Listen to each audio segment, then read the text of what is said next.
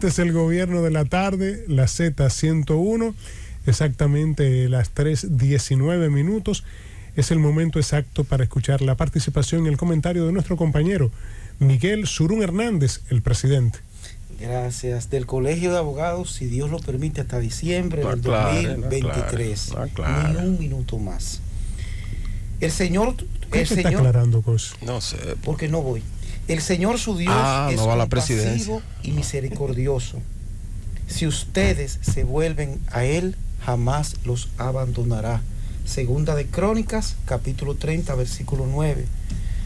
Dios siempre tiene los brazos abiertos para nosotros, siempre y cuando nos arrepintamos. Nunca nos abandonará.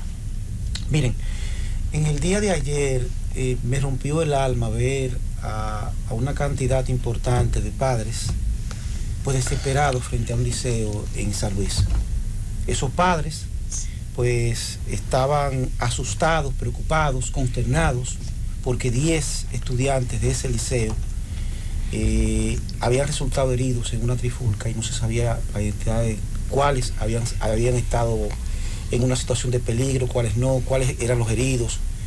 Y hay que estar en los zapatos de esos desamparados que están obligados a educar sus hijos con un sistema educativo que lamentablemente ni siquiera seguridad para nosotros le da. Duele mucho ver, por ejemplo, todos los recursos que se invierten, y cuando uno compara los recursos que se están invirtiendo en educación y busca las cifras, por ejemplo, de la policía escolar, uno se topa que prácticamente es ínfima, es inexistente. Y es inexistente no solamente en cuanto a la cantidad de hombres, que para casi 4.000 planteles escolares, señores, nosotros tenemos apenas 300 policías escolares. Imagínense ustedes. Nosotros tenemos unos centros de educación donde van nuestros niños, bueno, específicamente los niños de la parte de esta sociedad carenciada, esta parte que no es la privilegiada, que tiene que ir obligatoriamente. Es que no, la cabeza de nadie está segura, ni la cabeza de los profesores, pero mucho menos la cabeza de esos niños que van a estudiar, o sea, su seguridad, su integridad física.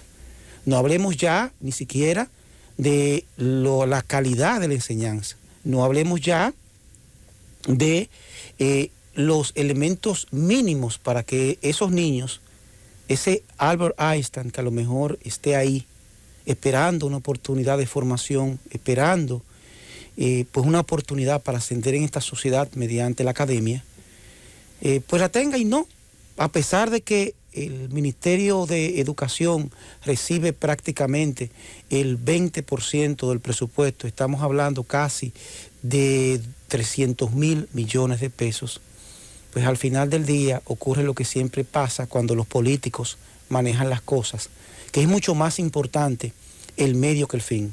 Y es mucho más importante colocar compañeritos en la nómina y invertir todo menos en lo que es el objeto de esta institución, porque los protagonistas de ahí no son otros, no son los políticos, no son las empresas, no son los contratistas, son esos niños que es el futuro de la nación. Y cada día más uno no solamente ve esos espectáculos de dembow, de situaciones eróticas que las niñas están bailando ahí, de sustracción de mobiliario, de butacas, de la ausencia de pizarrones, no, sino que lamentablemente ni siquiera están recibiendo el pan de enseñanza porque no existen las condiciones mínimas para ello. Con el agravante de que coincidencialmente en el día de ayer el ministro de Educación, el señor Hernández, pues reveló, en primer lugar, el asunto de que había encontrado graves escándalos y un desastre en ese ministerio.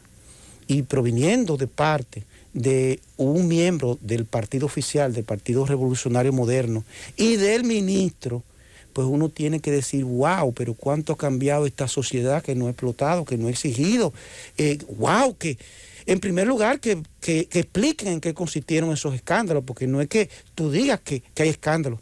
Esta sociedad tiene el derecho legítimo, el pueblo, a saber qué se ha hecho con el dinero de la educación en los últimos 10 años y cómo y ese dinero ha ido a parar a todo, menos a nuestros alumnos.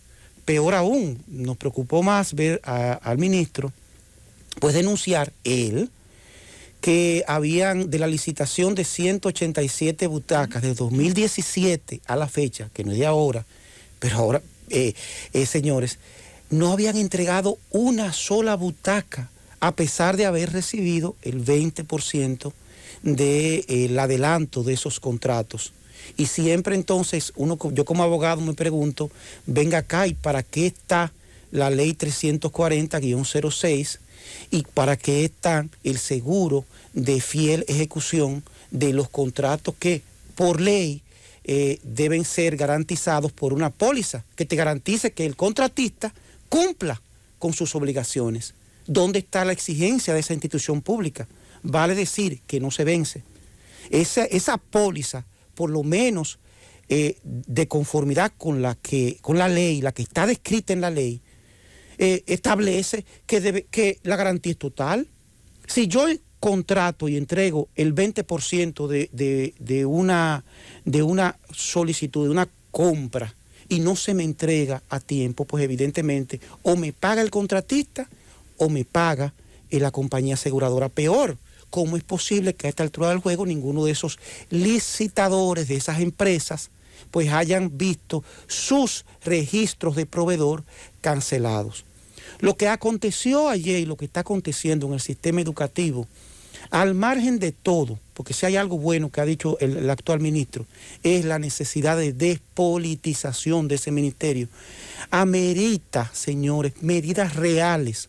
Siempre hay que partir de la premisa que poco importa lo que usted diga que está haciendo, poco importa inclusive lo que usted haga como funcionario público. Si al final del día eso que usted está haciendo no se refleja en resultados concretos, resultados que dejan mucho que desear, porque hay que recordar que nosotros como país en materia de matemáticas, geografía, literatura, señores, estamos en los últimos lugares a pesar de que somos de los países que más invertimos.